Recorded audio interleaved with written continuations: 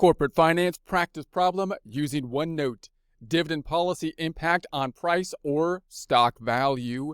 Get ready, it's time to take our chance with corporate finance. Here we are in OneNote. If you have access to OneNote, would like to follow along, you're not required to, but if would like to, we're in the icon on the left-hand side, Practice Problems tab, down in the 1826 Dividend Policy Impact on Price or Stock Value tab. Also note, when using OneNote, look at the Immersive Reader tool. Our presentations will also be in the text area, same name, same number, but with transcripts that can be translated into multiple different languages and either listened to or read in them. Closing the icon, we have our information up top, calculations then on down below. We're taking a look at the dividend policy and the impact on the price or stock valuation using the formula down below, which is going to be a valuation method approximating the future dividend flows to approximate what the value or price should be. The formula looks like this. We've got the dividends at the end of the first year divided by the required rate of return minus the constant growth rate in dividends. We're not going to break down each term or the conceptual components of this formula here in detail because we've seen this in prior sections, so you can go back there if you want to dig into this in more depth. However, this fits in well as we are analyzing, the dividend policy in this section, so we'll recap it here. And again, if you want to dig back into it, you can go into the prior section and look into it in more detail. So our starting point, we got the dividends today are $3. The required rate of return is 9%. Constant growth rate in dividends is 4%. We have Plan 1 and Plan 2, so these are our changes that we're going to be making. Plan 1, today's dividend increases to 3.5, so we have an increase to 3.5 today. The required rate of return remains the same at 9%. The constant growth rate in dividends also remains the same at 4%. Plan 2, the dividends today are staying the same at the $3. The required rate of return, 9%. The constant growth rate, however, increased to 5%. So Plan 1, we increase the dividends today, but keep the constant growth rate the same for the dividends. And Plan 2, we keep the dividends. Plan 1, we increase the dividends to 3.5, keep the constant growth rate the same. Plan 2, we keep the dividends today the same, but increase the constant growth rate in dividends by 8%.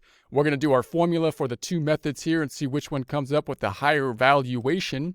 So we got the dividend at the end of the first year. This is going to be the numerator and the denominator. I'm going to put this into a table format so the numerator and the denominator both end up on the right side of the table. This is a useful skill to have. You might set it up in this way if you were to write this out basically by hand with test questions, but you can also do it, of course, just writing and plugging the numbers into the formula here. But in practice, these kind of tables are actually quite useful to fill out. And if you can visualize how to put these tables together, I think that is a useful skill for many people in practice. So the dividends today, we're going to say, are the 3.5 in Plan 1. That was the increase to the 3.5. We've got the constant rate of growth, the 1 plus the constant rate of growth in the dividends, because we're looking at the dividends at the end of the year and the 3.5 was at the beginning. So we could take 1% or 100% or 1 plus the 0.04 or 4% to the 104, or in other words, we can then take the 3.5 times the 0.04, which would increase by the 14%. By the 0.14, and then we're going to add that to the 3.5, and that would give us 3.64. Or we can take 1 or 100% plus the 0.04 or 4%, giving us 1.04 or 104% times the 3.5, that giving us also the 3.64. The denominator then, we're going to be picking up the required rate of return, which is going to be 9, and then we will pick up then the constant growth rate, which we said was the other part of the denominator at 4. 9 minus 4 is going to give us that 5. And now we have the num and the denom, the numerator and the denominator. At the 3.64 divided by the 0.05, that's going to give us, let's do it again, that doesn't look right. Something went wrong. 3.64 divided by 0.05, 72.8. Let's do the same thing for the second, Plan 2 now. Plan 2, where we have the 3 staying constant at the dividend today, the required rate of return 9%, the constant growth rate now increasing to 5%. So we have the dividends starting at the $3 at the beginning of the year. To get to the end of the year, we got to increase it by 5%, which we can once again do a couple different ways. We could take the 3 times the 0.05. That gives us a 9.09 increase plus the original 3.